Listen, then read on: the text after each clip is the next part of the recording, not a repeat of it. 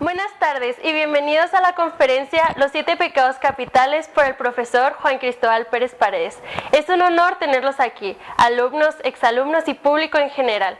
Esperamos que logren disfrutar esta conferencia y entenderla. Y sin más preámbulo, comenzamos.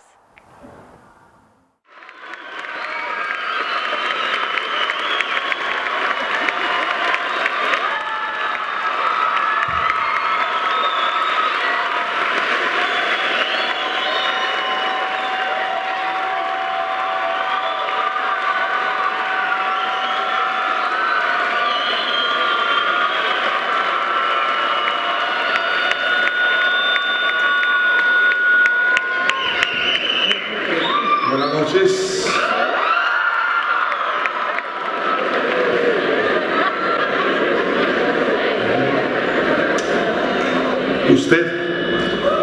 ¿Dónde nos quedamos en la clase anterior?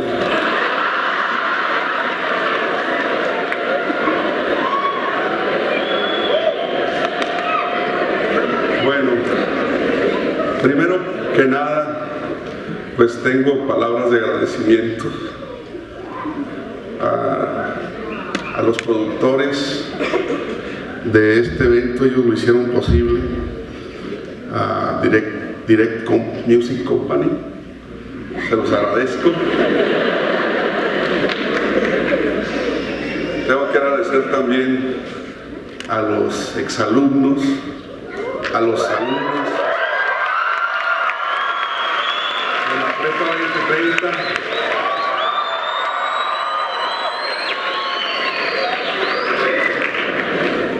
que están aquí, que impidieron y provocaron la ira de otros que no están porque se llenó el teatro. Tengo que agradecer a mi familia, la grande, la pequeña, deben de estar por ahí. Agradecer a los compañeros, agradecer a los amigos y un agradecimiento también especial a mi representante, porque tengo representante. José Carlos Pedrosa, gracias.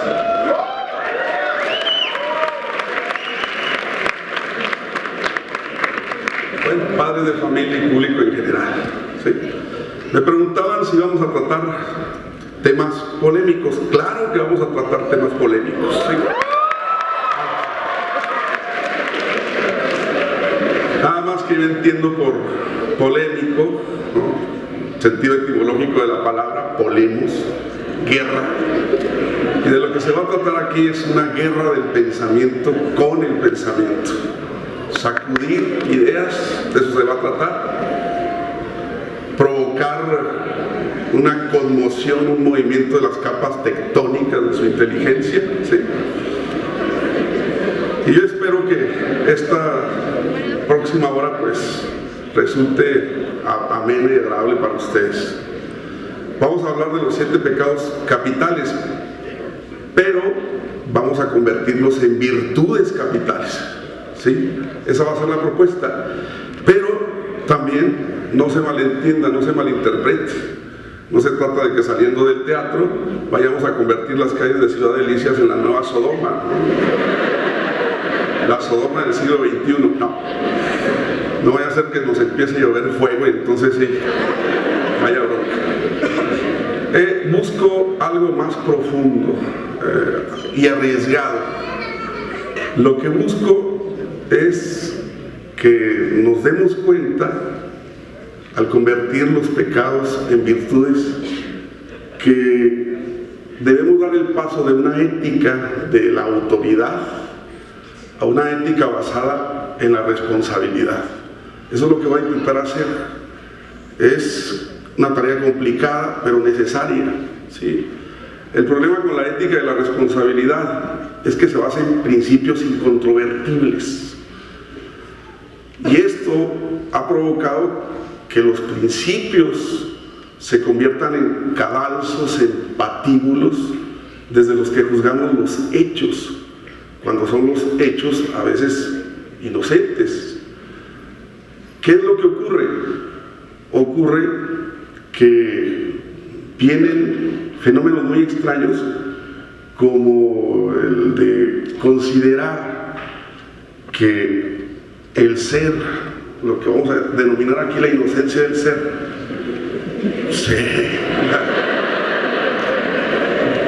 palabra inevitable en el vocabulario, compadezca ante el deber ser, sobre todo cuando el deber ser se convierte en aquello que le quita todo carácter de importancia a las cosas, a los hechos. El deber ser establece modelos que inevitablemente provocan esta ética de la autoridad, produce pensadores que consideran que tienen la verdad definitiva, y siempre hay que tomar en cuenta que quienes se erigen en pensadores totalitarios, ¿no?, casi nunca traen ni la felicidad del pensamiento ni la felicidad de la reflexión, y mucho menos la felicidad entendida como una forma de expresar la alegría de los hechos, la multiplicidad de los hechos. Hay un caso muy sintomático de esta ética de la autoridad que analiza muy bien la filósofa Hannah Arendt en un libro que se llama La banalidad del mal. Ahí analiza el caso de un tal Adolf Eichmann, que fue el autor intelectual de la ejecución de millones de judíos, y que cuando termina la Segunda Guerra Mundial él huye a Argentina. Ahí en Argentina se oculta, pero bueno, la Mossad israelita lo descubre e ilegalmente lo extradita de Argentina para llevarlo a compadecer a Jerusalén por los crímenes de lesa humanidad que cometió. Lo que extraña de Eichmann es que era un hombre terriblemente normal. Es decir, uno piensa que el mal es encarnado necesariamente por personalidades descomunales, titánicas, grotescas, pero la verdad es que no. En el caso de Eichmann, era un hombre normal, era una persona bastante oficiosa, bastante pagada de sí misma, que era admirada por sus superiores por la forma en que llevaba a cabo los trabajos de ejecución de judíos, ¿no? Estamos hablando de 60.000 diarios, ¿sí? A ese nivel de eficiencia él llegó, y lo admiraban por eso. Cuando lo entrevistan en estos juicios, ¿sí?, le preguntan por qué lo hacía, y él contestó que pues era una cosa absolutamente cotidiana en sus días, ¿no? Él despachaba los trenes, él configuraba los horarios, y no pensaba que lo que estaba haciendo iba contra las órdenes o contra las leyes alemanas de su país.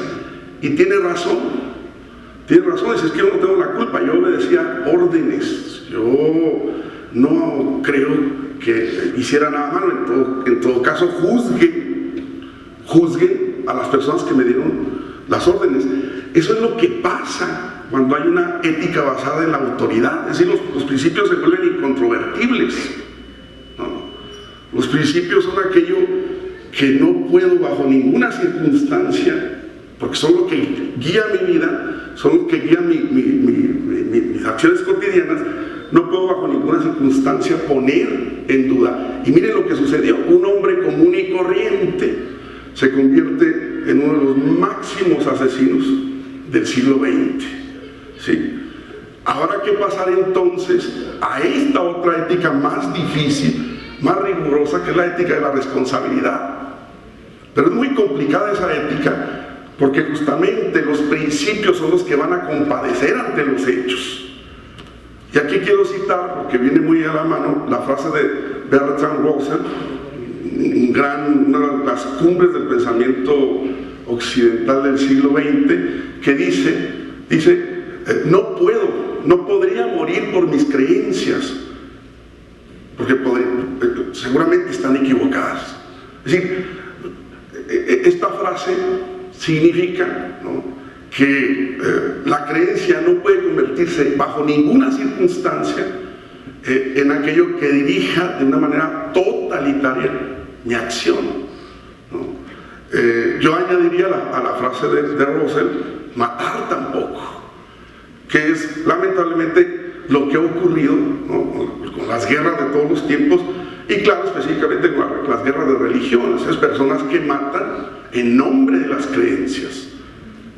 Estas creencias que son entonces incontrovertibles, ¿no?, inalterables, porque no permitimos que ponerlas entre paréntesis, ¿no? ¿Cuántos Eichmann hay aquí sentados? Es decir, ¿cuántas personas que hubieran estado en la circunstancia de Adolf Eichmann hubiesen hecho exactamente lo mismo?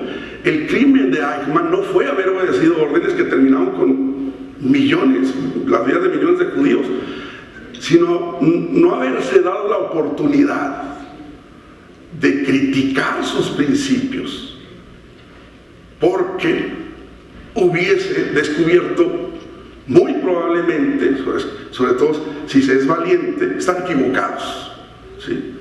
Entonces, en ese sentido va a ir la crítica de los pecados capitales. Es decir, en ciertas circunstancias funcionan como virtudes. Tenemos el problema en Medio Oriente del Estado Islámico, ¿no? Vean lo que están haciendo. Personas que convierten el principio en un muro férreo, ¿no?, impenetrable, que no permite el juego de la reflexión y el pensamiento.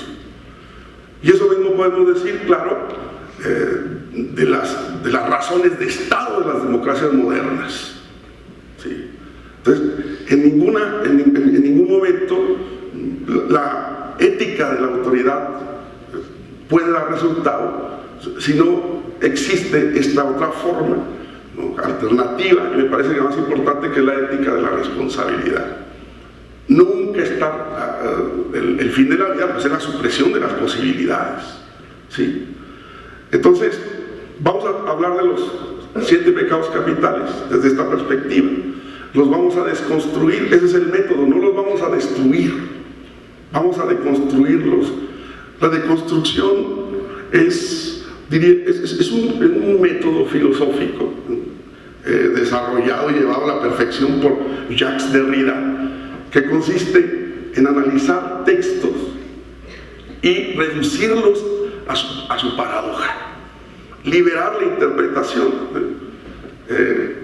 descubrir que los textos no tienen una interpretación definitiva. Esa es la ética de la autoridad, ¿sí?, sino que más bien, como diría Russell, encontrar en el juego de las interpretaciones la posibilidad de encontrar otras afirmaciones que contrarresten el principio autoritario.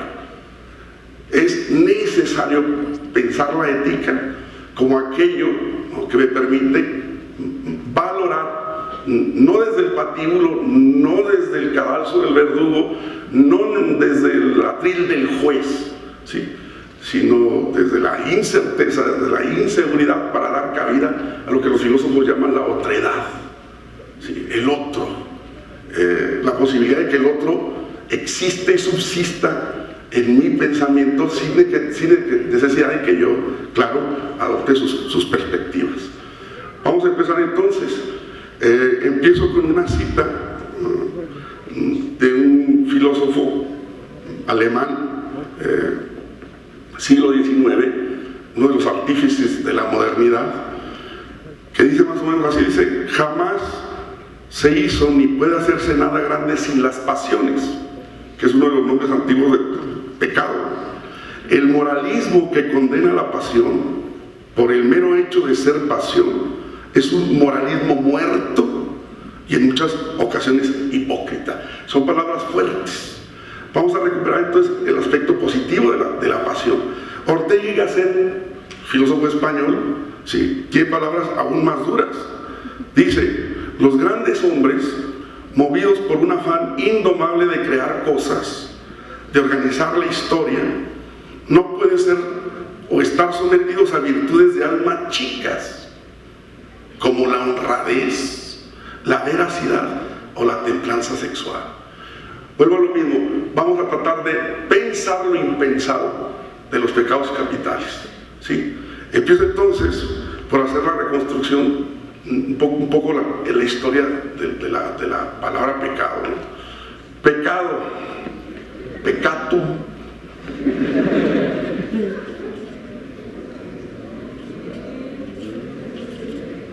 sí se entiende, ¿no? Más o menos. Peccatum. Viene un poquito la idea, ¿sí?, del griego amartia, ¿sí? Amartia, los hebreos usaban yata, ¿sí? Me gusta más yata porque se oye duro, no yata. Amartia. La amartia para los griegos era errar. Cuando un arquero, ¿no?, tomaba su arco, tomaba la flecha y erraba, decían amartia, ha errado. Los latinos van a traducir esto también por vicio, que es defecto. Al principio eran defectos físicos, después se volverán defectos morales, ¿sí? Los griegos tenían esta concepción, ¿no?, bastante extraña de la mentalidad moderna, de que eran los dioses los que decidían absolutamente todo. Hay una diosa que era la hija mayor de Zeus, ¿no?, Ate, o Ate, en otras pronunciaciones, que era una diosa que siempre estaba flotando, que nunca posaba los pies y que la relacionaban con la locura, ¿sí? Esta Ate era muy problemática porque se paraba, ¿no?, en la cabeza de los hombres y los incitaba a hacer locuras, ¿sí? Eso significaba entonces que en sentido estricto los griegos no creían en la libertad, se hablan más bien del juego de los dioses, ¿no?, y el destino. Hay dos casos muy sintomáticos de que errar no era de humanos para los griegos, sino que eran los dioses los que, jugando con los seres humanos, los hacían errar. Uno, por ejemplo, es famosísimo Edipo, ¿no? Todos conocemos, yo creo, la historia de Edipo, ¿sí? Vecino que es cerca de la... No, no se crea. Con Edipo ocurre lo siguiente.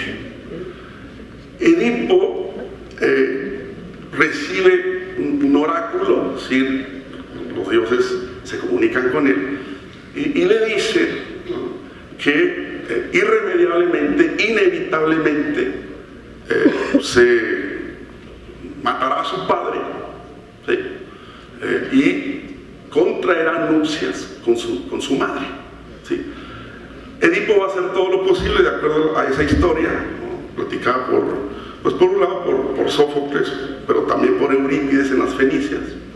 Va a hacer todo lo posible y al final descubrirá con horror, ¿no?, que por más que intentó evitar ese terrible destino, ¿no?, lo cumple y dice, en las Fenicias dice: desdichado de mí, no he podido haber maquinado todos esos males contra mí y contra mis propios hijos, a no ser que un Dios me haya impulsado a ello, ¿sí?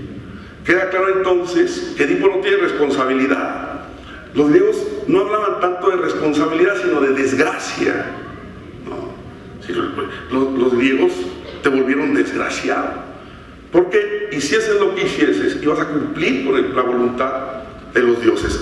El otro personaje en donde se ve muy clara esta noción del patos, de la pasión, del padecer, eso significa la palabra pasión, padecer, ¿no? Padezco y por lo tanto soy paciente, ¿no?, recibo la acción furiosa de los dioses.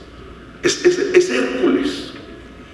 Hércules, uno de los grandes héroes de la tradición griega, después de cumplir los famosos 12 trabajos, recordarán, ¿no?, vuelve y descubre que el tirano del país en el que vivía, por unas razones que sería largo explicar, quiere matar a sus hijos, ¿no? La verdad es que desde que Hércules nace, ¿no?, Hera lo odia, porque Hércules es producto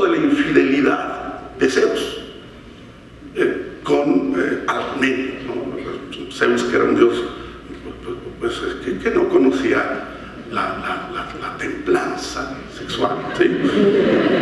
Pues tuvo muchas diosas, incluidas mujeres, ¿no? Pues que fueron sus amantes.